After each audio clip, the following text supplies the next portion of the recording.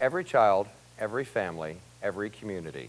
How GraceHill is changing St. Louis. That's next on City Corner.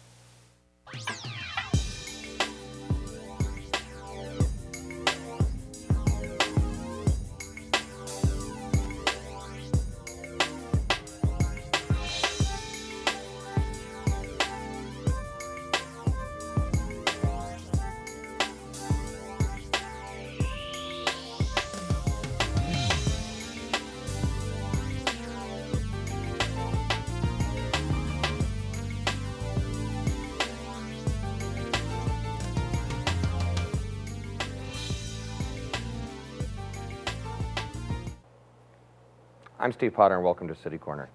GraceHill has been serving the residents of St. Louis for many years. We're going to hear about that and about some new things they're doing too. Please welcome our guest. She is Alice Wilson. She's the new director of the Women's Business Center at GraceHill. Hi, Alice. Welcome. Hi, thank you. And congratulations on your new job. Thank you very much. I said in the beginning, every child, every family, every community. What does GraceHill mean when they use that slogan?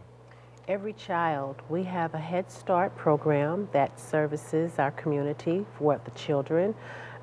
Every family, we work with health, so we have that component, so we deal with the family. And then every community, we reinvest back into the community. Yeah, I think GraceHill's been around since something like 1906. That is correct. I know this is a new position for you. We'll talk about that. But what can you tell me a little bit about GraceHill and why it started and how it started? GraceHill began as a settlement house. Settlement houses actually go into communities that are underserved and low income, and they assist that community in redevelopment, so reinvesting back, looking at the housing, looking at the children, looking at the families, the health, and then the finances as well. Now, GraceHill is based in the College Hill, which is in North St. Louis. Everybody knows where the water tower is, right? Yes. That's how you remember that. But you serve different areas of St. Louis too, so explain that. Yes, we do. We have several locations in North St. Louis as well as South St. Louis, Patch area, College Hill, and so we actually have head starts in those communities. So we're really serving, you are serving people in need to one extent or another. And I read in your literature something about someone was making the point about breaking the cycle. Yes. Breaking the cycle was really looking at how people have not been exposed to various components in their lives. If you don't know that there's another way to do something, then you'll continue to do it the same way. So we have to go in and literally break that cycle and show them other options and other ways of expanding. You mean, so say if a family's having economic problems, whatever it might be, maybe it's lack of education or jobs or whatever it is, it's easy for maybe the kids to fall into a pattern that their parents have set up. So that's the cycle you want to break. If their parents are having issues, let's see how we can fix it for their kids. Exactly. And so right now we have three areas that are being served. Head Start, so we're looking at every child. When you look at the health component, we also assist people that have no health insurance to low health insurance. And then you have our business center. So we show people how to reinvest in themselves, how to create, start a business, and then even expand a business. And a little bit later, we're going to meet someone that actually went through one of your programs. Yes, you will. She's an awesome lady. And one of our programs for the Business Center, which is where I serve primarily, we assist people that have startup ideas that are being creative or wanting to expand their business. And so the Business Center is also a huge component for GraceHill. We have a picture here we're going to show, and I think this is just some of the graduates of, I guess, last year's mini MBA program. Yes, well, the mini MBA program is actually called Workshop and Business Opportunity. Workshop and Business Opportunity is a smaller scale of what a person would receive in an MBA program. MBA programs normally take about 2.5 to 3 years to complete, but this mini MBA program that we offer through our Business Center is a 16-week format. So we go through the basics, the foundations, marketing, target markets, pricing, strategy, human resources, and then the financial components of breaking even. So is this for women? Is that generally each of their goal is to have their own business or own or run their own business? Yes. Right? And so we look at the cycle of men have always been in position and been in position of power. And normally women stay at home. So we're wanting to teach women how to start their own businesses, manage their own businesses, be successful, and bring in generated income as well as create jobs. But the other thing too, Steve, is that it's not just for men. The Women's Business Center also serves men as well. It does? Yes. In exactly the same way? Or? In exactly the same way. Huh. That's interesting. Tell me about the background that these, well, they're mainly women, I guess. Yeah. So, but I'll say women and men. The background that they have, they're going to take this mini MBA program. Is it safe to assume they have varying degrees of education? I mean, probably most of them don't have any college. I'm guessing, right? That is correct. Some people that come through, some of our demographics that come through the Business Center include those who have high school diplomas, who have been in business or have had a concept. We have some that come through the Business Center that also has bachelor's degrees or even master's degrees. But the thing with that is that many people may receive those higher academic degrees and achievements, but they've not been taught how to run a business. Right. And I would think, you know, you have to know, I guess, facts and figures to run a business, all the book learning kind of stuff. Yes, tax, but also, you have to have confidence.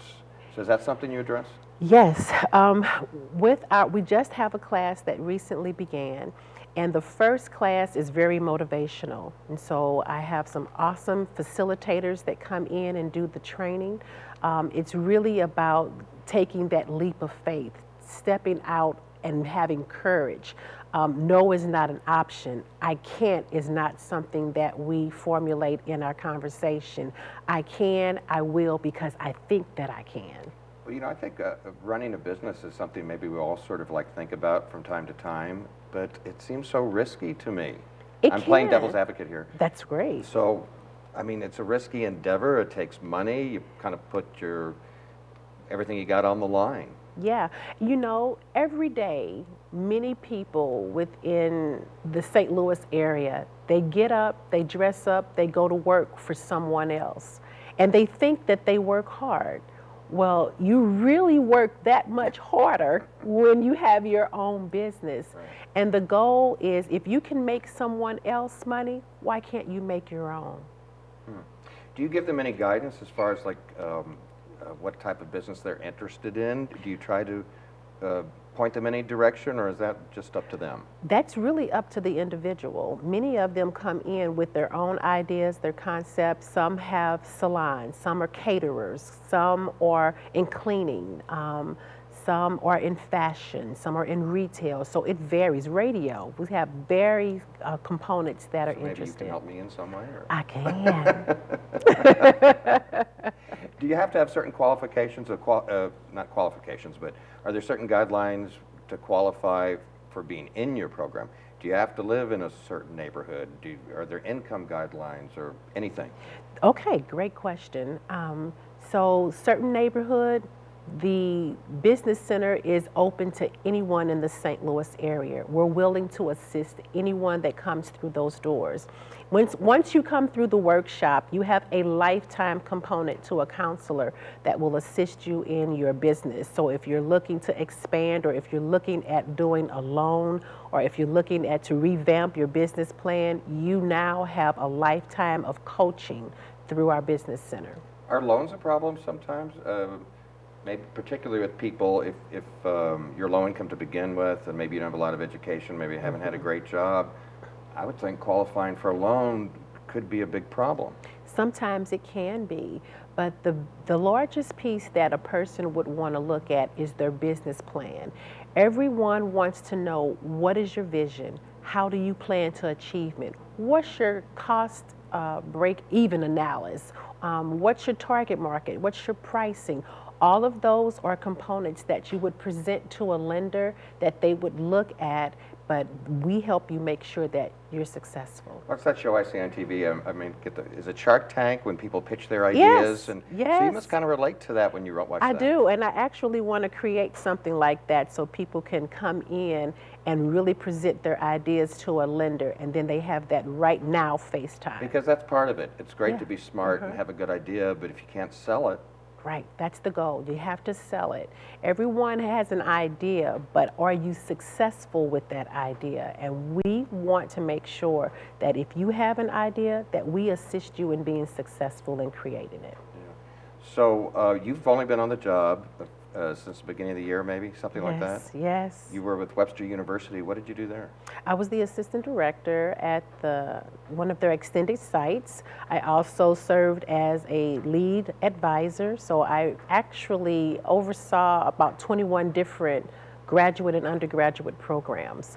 And so with that, this is a good fit for me because I understand what is needed to make sure people have the right knowledge. Yeah, but I bet there have been some challenges for you.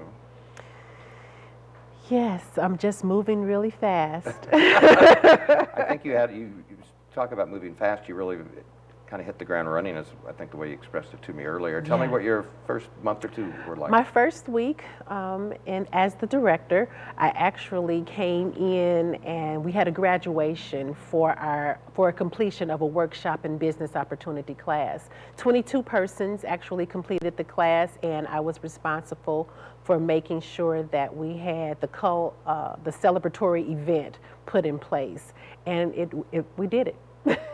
We did it. Yeah. So have you set some long-term goals for yourself? Like where you want GraceHill to be in a year or 5 years or anything like that? The Business Center, I would really like to see us have at the conclusion of our workshop and business opportunity programs that we do have a Shark Tank. So give me a year.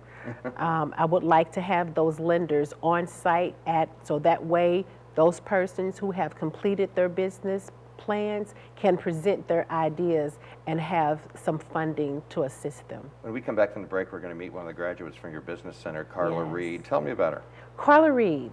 Carla Reed actually came through our program about a year ago, and she has a salon. It's Elevated Men's Salon.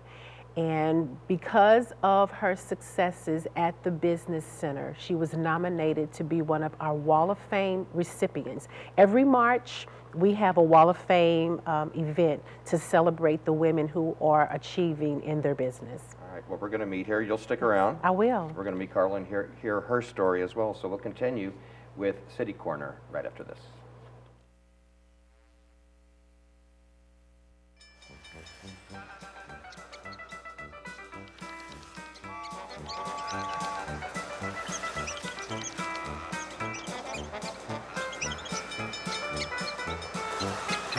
Kids will spend 15 minutes watching online videos like this one. Brushing for 2 minutes now can save your child from severe tooth pain later. 2 minutes twice a day. They have the time.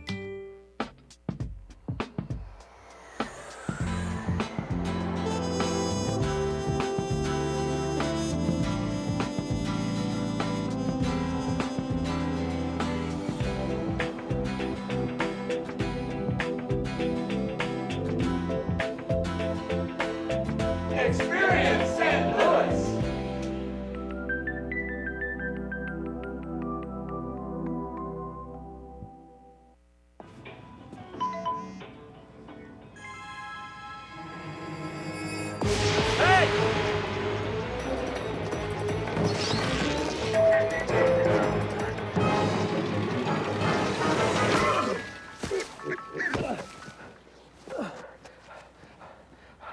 So, same time next week? Well, of course. Put away a few bucks, feel like $1 million. For free tips to help you save, go to Feed the Pig. The odds of this daughter of a clergyman spending 11 weeks at #1 on the U.S. singles charts? 1 in 19 million. The odds of going on to win 6 Grammy Awards? 1 in 1.4 million. The odds of having a child diagnosed with autism? 1 in 110. I'm Toni Braxton, and I encourage you to learn the signs of autism.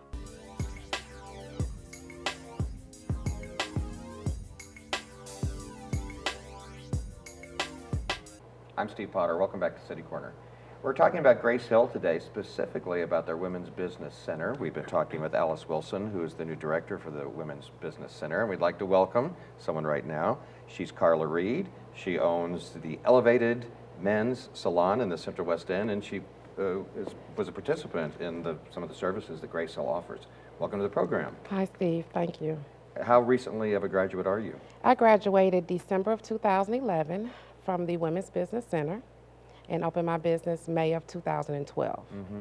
So what were you doing? I'm so curious what you were doing before you even heard of GraceHill. My background is in social services. I was working for the state of Missouri as a case manager. I heard about these classes that GraceHill offers, and I decided, okay, I'll take them, with the hopes of maybe starting a nonprofit business many, many years down the line. Well, that's not a hair salon. It is not at all. And that was one of the benefits of going through GraceHill Women's Business Center.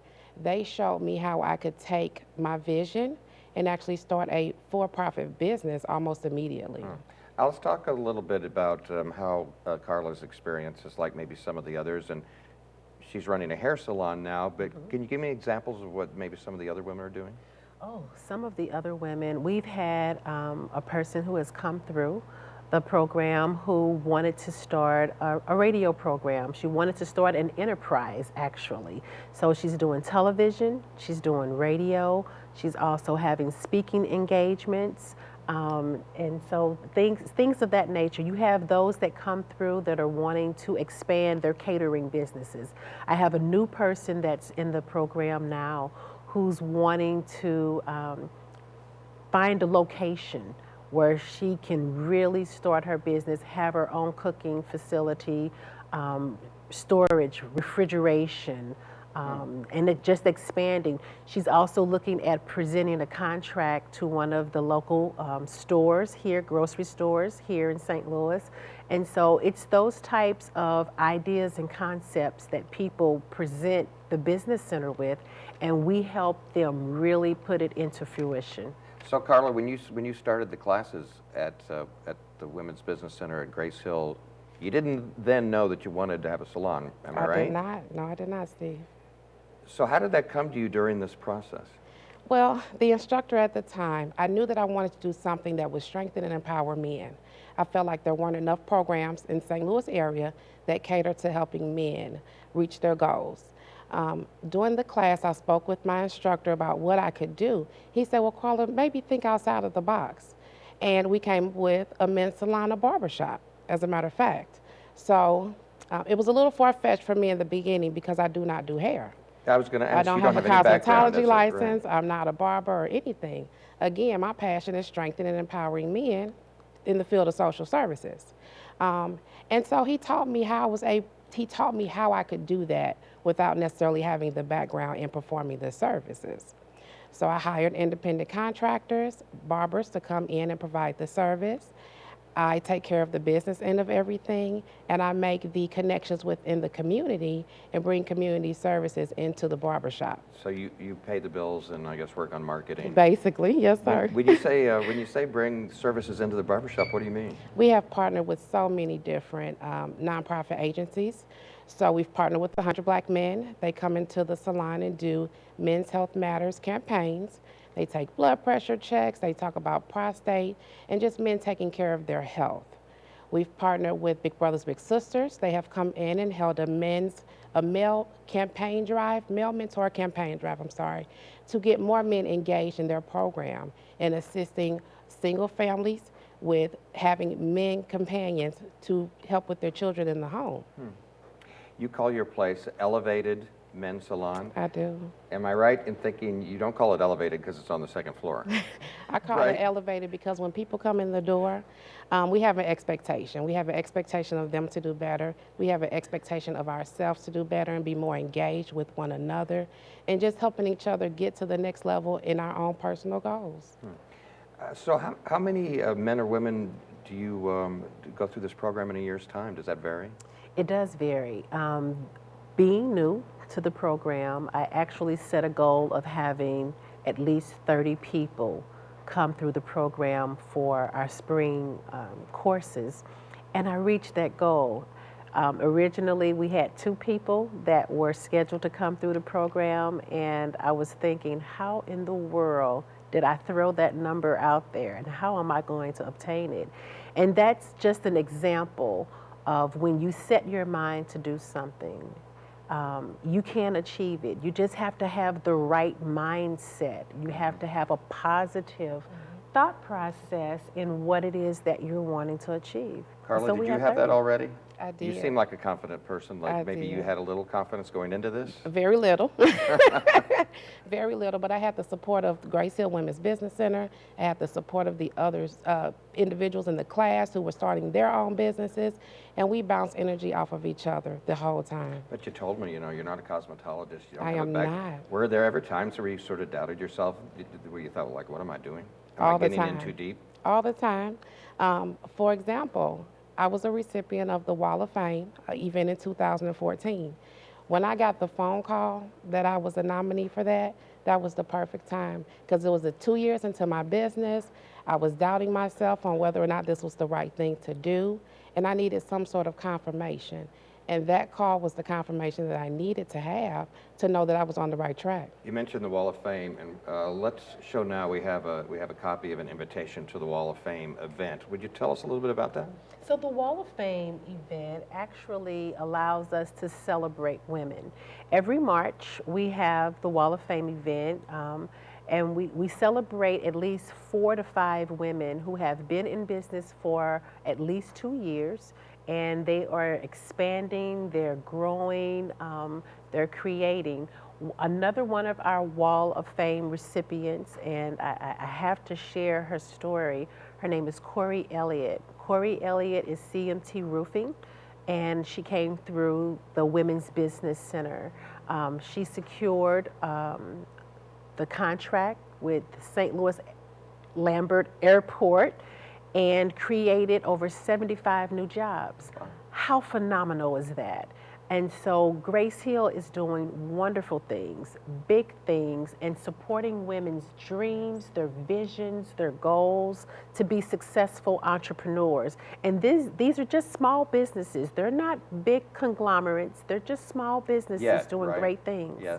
Yeah, we're getting there.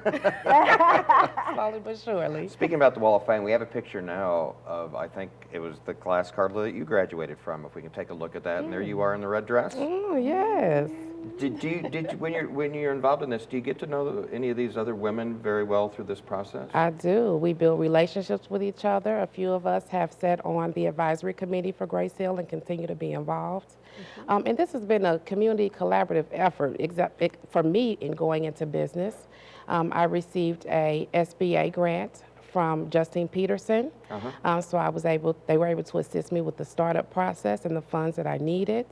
I continue to work with the Community Economic Development Program with the Legal Services of Eastern Missouri. They provide free legal services for individuals who have gone through the GraceHill Women's Business Center and any individual who wants to start their own business or nonprofit. You said you serve on an advisory committee? I do, with GraceHill Women's Business Center. That must be because you really believe, obviously you do, believe in the program and what it's done. I and its do. ability to help people. I do. I would have never thought that I would be a business owner today. It wasn't my intention when I started. What's been your biggest surprise, I guess, as being a business owner? Anything that's like, oh, I didn't expect this? Good or bad? The amount of just exposure that I've been able to receive with my business working with the Women's Business Center. TV, radio, every opportunity that they have that they can provide exposure for their participants, they allow us to do that, and that is amazing. What about choosing to be in the Central West End? What was your thought process there? I wanted a place where we could just be in a different atmosphere, have diversity, and just be taken in and well accepted for the type of services that we're trying to put out there to the community. So Alice, GraceHill has, if I understood this part right, you have business centers at several locations. No, we just have the business center, and we're located at 2125 Bissell Street, which is by the water tower at Grand, and that's where we are. So what's next? What's next for you? I mean, you've got your business. Do your goals and plans stop there?